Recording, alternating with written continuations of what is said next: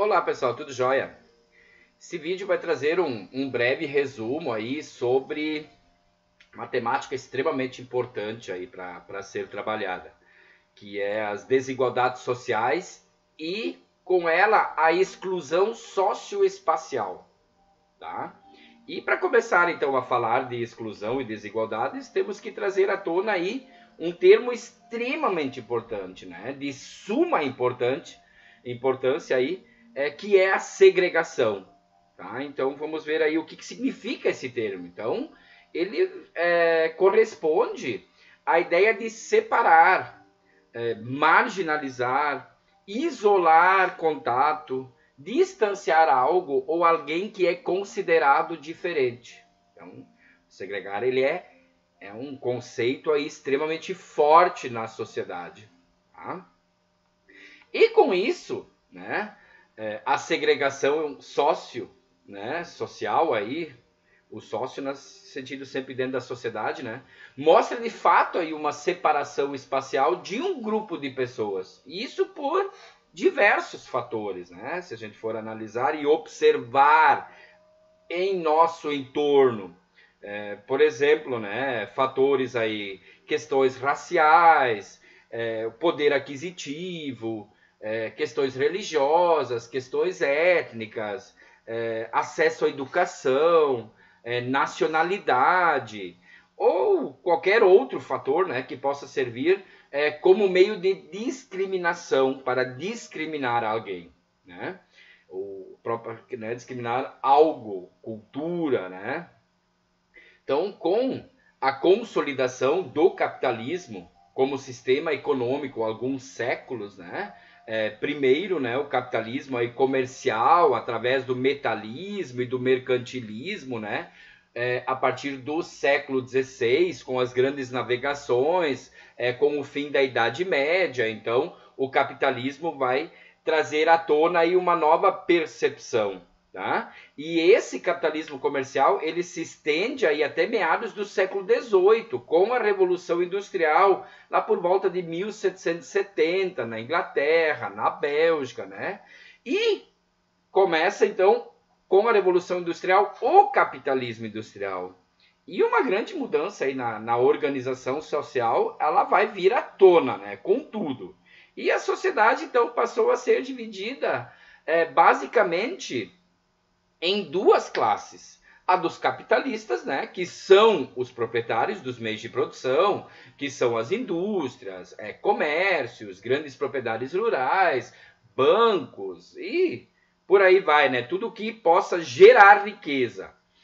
E os trabalhadores, que é outra classe, né, que vendem aos capitalistas, então, que são os donos dos meios de produção, a sua força de trabalho. Tá? Isso é, a sua capacidade física e intelectual de produzir em troca de uma remuneração que garanta, então, sua sobrevivência. E meados, então, do século XX, ganha força aí o capitalismo monopolista e financeiro, né?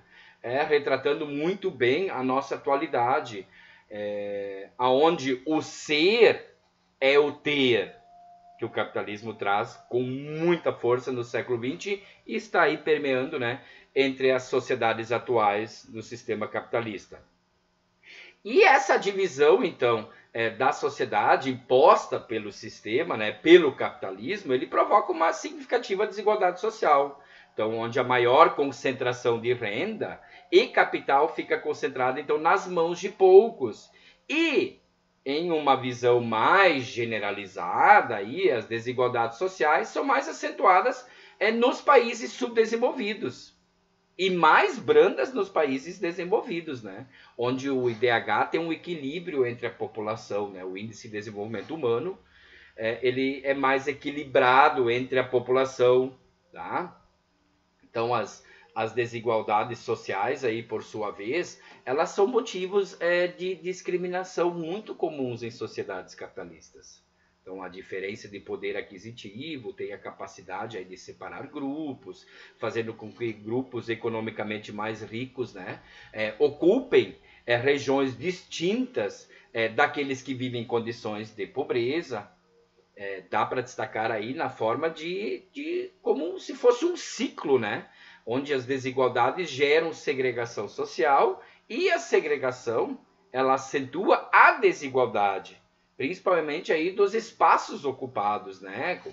Das moradias, questão do trabalho, questão de lazer, acesso a serviços básicos aí. Então, N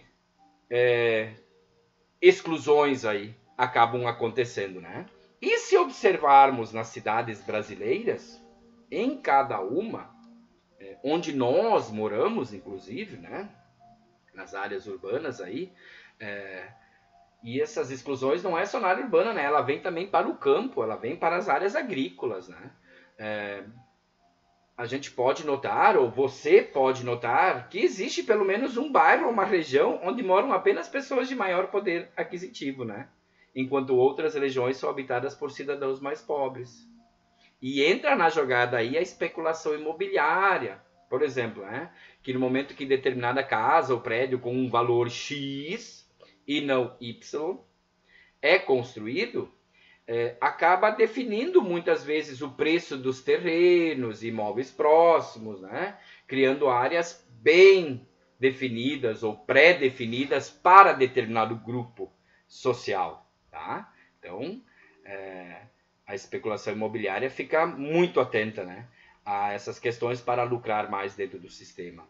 E nos grandes centros urbanos, né, existe aí, é visível, vamos pegar o exemplo do Brasil aí, existe um grande número de favelas, né, das periferias, onde muitas vezes as moradias são construídas em locais inapropriados, o saneamento básico é precário e às vezes ele nem existe, o acesso à educação e aos serviços de saúde é mais restrito, o índice de desemprego é maior e, é claro, né, a renda dos moradores é baixa. E aí, por outro lado, nessas mesmas cidades, existem aí vários ou diversos bairros, né, de luxo, onde predominam os condomínios fechados, com saneamento básico, eficiente, sistemas educacionais privados, excelente atendimento de saúde, mais e melhores oportunidades de emprego, além de uma grande concentração de renda, né, naqueles que ali acabam morando. E, além da segregação, então, relacionada ao poder econômico, é muito frequente também, né, a segregação social devido à raça.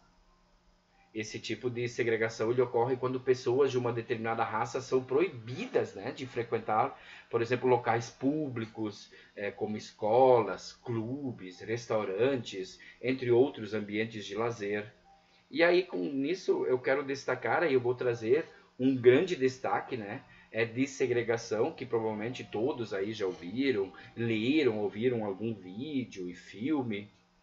E o melhor, né, e mais triste exemplo aí de segregação racial no mundo que nós temos, né, um dos, né, foi o apartheid na África do Sul, que foi um regime racista imposto à população negra pela minoria branca no país.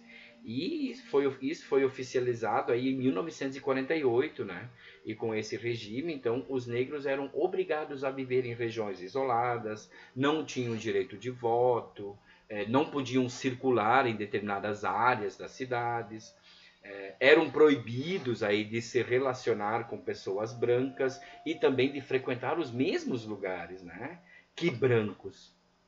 Então, e esse domínio aí político e separatista dos brancos, né, na África do Sul, ele só acabou em 1994, quando o país, então, teve eleições multirraciais que levaram ao poder, então, o líder Nelson Mandela, que foi o primeiro presidente negro do país, né, na África do Sul.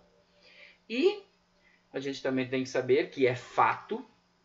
Ah, só queria trazer esse exemplo do apartheid aí, né?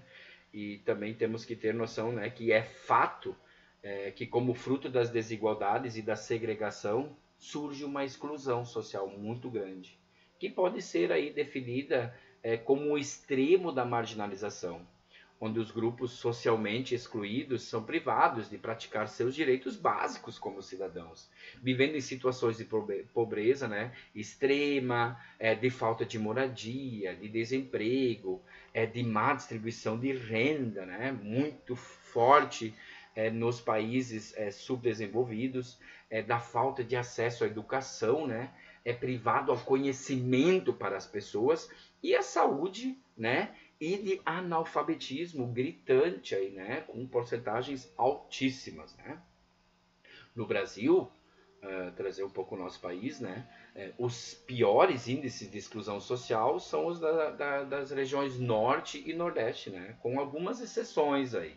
E são observados alguns elementos para alcançar índices, né, e para reconhecer, compreender e entender então as desigualdades sociais, segue aí alguns parâmetros, né? Os níveis aí de escolaridade, de alfabetização, de acesso aos serviços de saúde, de violência, de emprego, formais principalmente, né? O que é o emprego formal? Que tem registro então em carteira de trabalho, ou de pobreza da população de todos os municípios brasileiros, todas as regiões, né? Enquanto os melhores índices sociais aí, em contrapartida, então do norte e do nordeste, estão no sudeste, sul e centro-oeste.